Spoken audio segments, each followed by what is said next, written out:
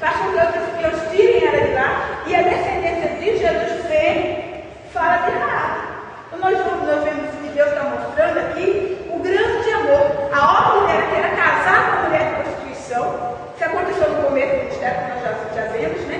E há um motivo muito grande para isso, que nós vamos ver no decorrer dessa lição. Né? Por enquanto, nós estamos só mostrando o contexto histórico, como aconteceu a separação das 10 tribos e o que aconteceu com Jeroboão, que era um rei. Houve uma prosperidade muito grande, irmãos, em Israel, porque quando Jeroboão primeiro reinou, ele era um rei muito injusto, um rei ímpio, e o povo começou a uma decadência muito grande, muita pobreza.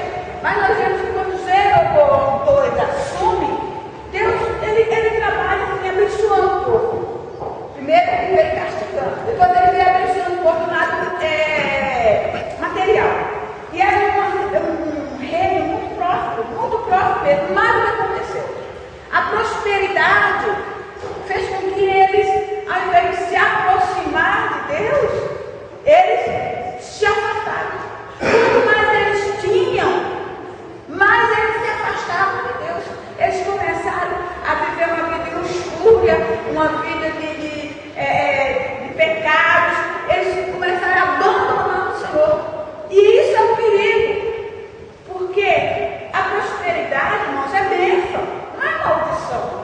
Mas infelizmente muitos fazem da prosperidade uma maldição, porque quando ele recebe o Senhor, foi o que aconteceu com o povo de Israel, que Deus fez com que ele fosse muito próximo, mas eles começaram a decadência espiritual, começaram a adulterar fisicamente e espiritualmente. Agora imagine, irmãos, estamos numa escola dominical, imagine se este púlpito aqui, se a casa de Deus, nós viemos aqui adorar, consideramos, sabemos que é um lugar santo, que é a casa do Senhor, e de repente começar a ter orgias aqui. Vocês são adultos, vamos ver. Era uma coisa assim, muito nojenta. Era um sexo que eles faziam na casa do Senhor, em cima das mesas. Eles faziam uma coisa terrível ali, adorando a Baal, misturando os cultos, misturavam tudo. E nós vamos ver aqui várias formas de Baal, mas eles adoravam muito o bezerro ou o touro.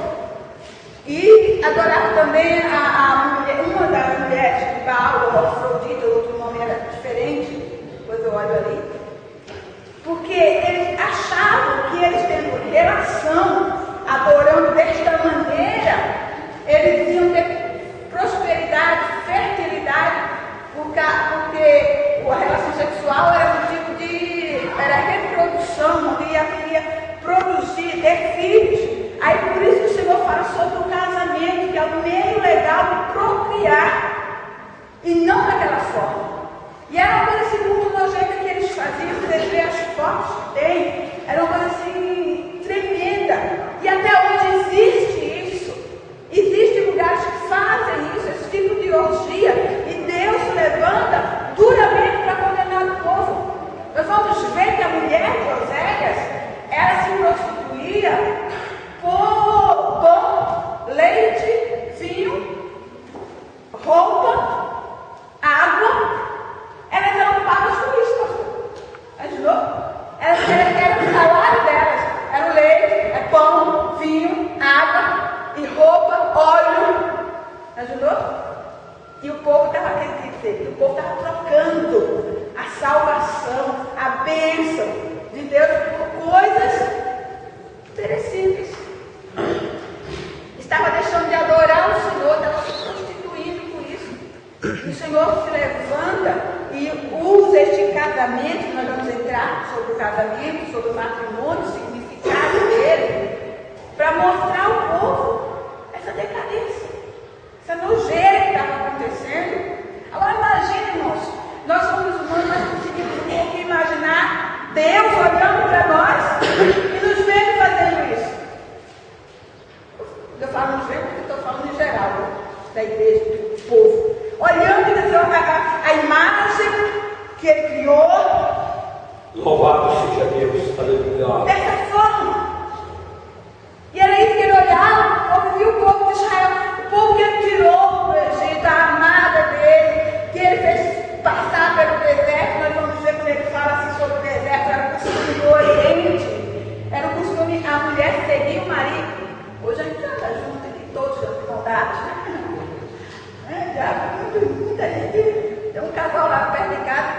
meio metro, eu acho que 1 metro na frente e ela vai lá atrás.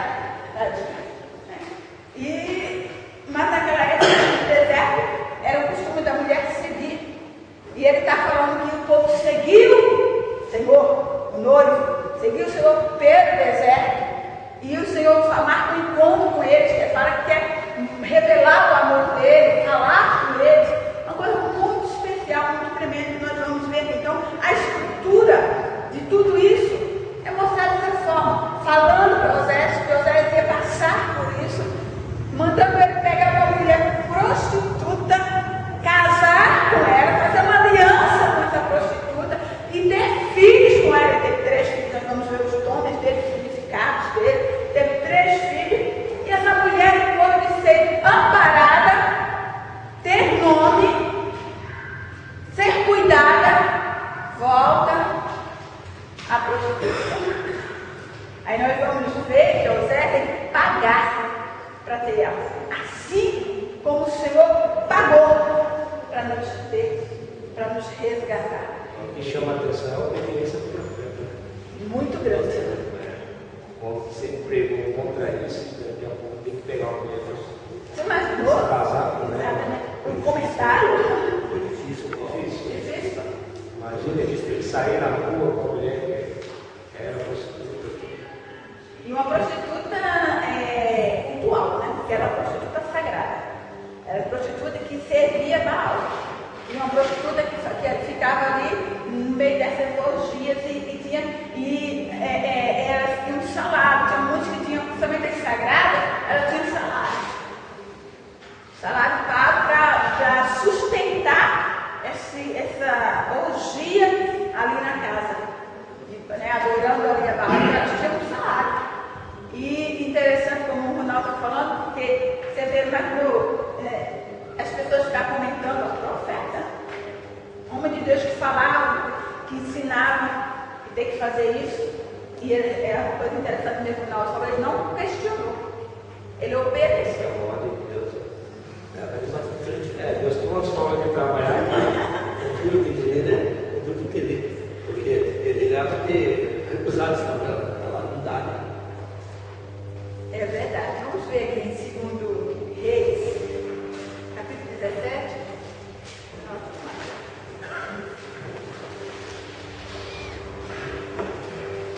Aliás, depois eu quero falar sobre a mensagem, como eu falei, fala que a apostasia de Israel, o grande amor de Deus e a advertência, promessa de restauração futura, aponta o caminho do arrependimento e da graça e salvação. Deus, né, a mensagem que nós vemos aqui, o texto histórico, a estrutura, que ele vai comparar essa crise conjugal com a infidelidade e a apostasia do seu povo. Ele faz uma comparação com a crise que estava havendo, porque imagina a dor daquele homem de ser abandonado por sua mulher, depois de ele ter resgatado ela, dado um nome para ela, colocado ela numa casa limpa, e ela vem cuidando de filhos dele, de repente ela abandona ele para voltar a uma prática que ela foi resgatada de lá. A dor que esse homem sentiu, a humilhação que ele sentiu também, de ver tudo isso acontecer. E tudo isso Deus nos mostra para quê? Para comparar essa crise conjugal com o que o povo está fazendo com Deus. Deus tira o povo, trata o povo, cuida do povo, zela pelo povo, ama o povo, abraça o povo, e de repente dá as costas para ele e vai novamente ali a se prostituir com os deuses de outra nação, na qual os deuses tinham habitado desde o começo, quando Deus tira o povo do Egito.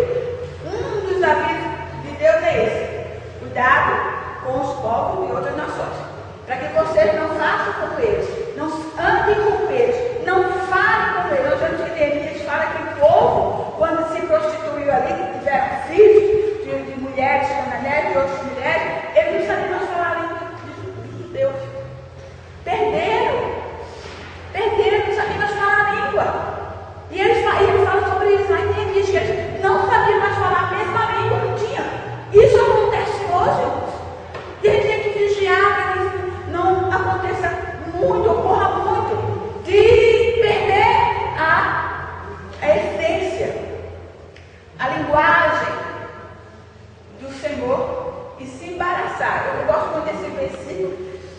embaraço, porque é uma coisa que a gente precisa vigiar muito.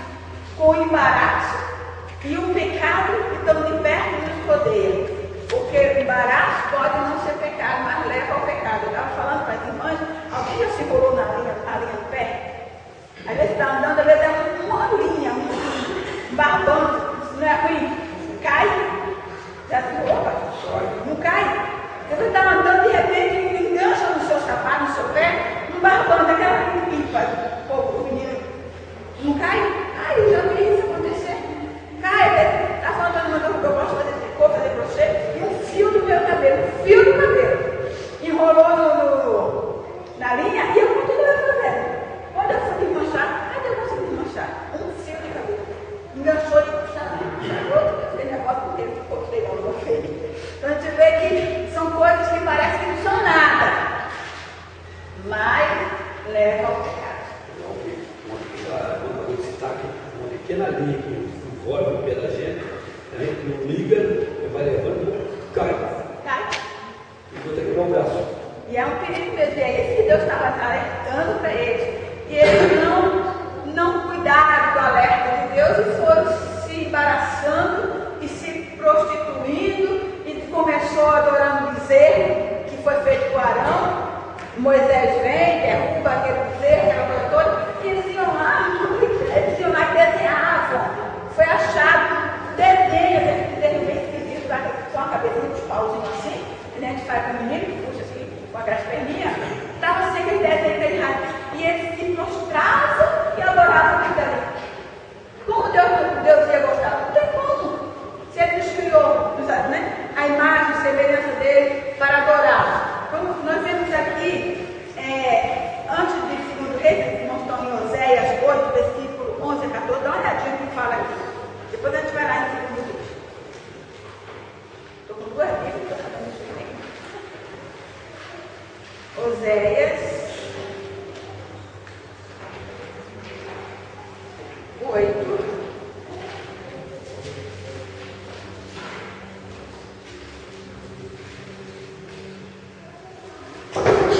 Portanto, Efraim, quando está falando de Efraim, está se referindo às 10 tribos de Judá, que era chamada por Oséias casa de Efraim. E a capital era Samaria. Por isso que mais tarde nós vemos a Jesus indo resgatar Samaria, ou tendo aquele problema todo com Samaria, porque Samaria era a capital das 10 tribos. E aí ele fala que de Efraim, que é as 10 tribos, chamada também de Israel. Portanto, Efraim multiplicou altares para pecar. Estes lhe foram para pecar. Embora eu lhe escreva a minha lei em 10.000 preceitos, estes seriam tidos como coisas estranhas. Amam o sacrifício, por isso sacrificam, pois gostam de carne e a comem, mas o Senhor não os aceita. Agora se lembrará da sua iniquidade e lhe castigará o pecado, e eles voltarão para o Egito, porque Israel se esqueceu do seu Criador e edificou palácios, e Judá multiplicou cidades fortes, mas eu enviarei fogo contra as suas cidades, fogo consumirá os seus palácios. Então nós vemos aqui, havia uma advertência que Deus estava dando para eles, antes que eles tinham pecado, eles tinham estavam comendo carne, sacrificando, deixando os preceitos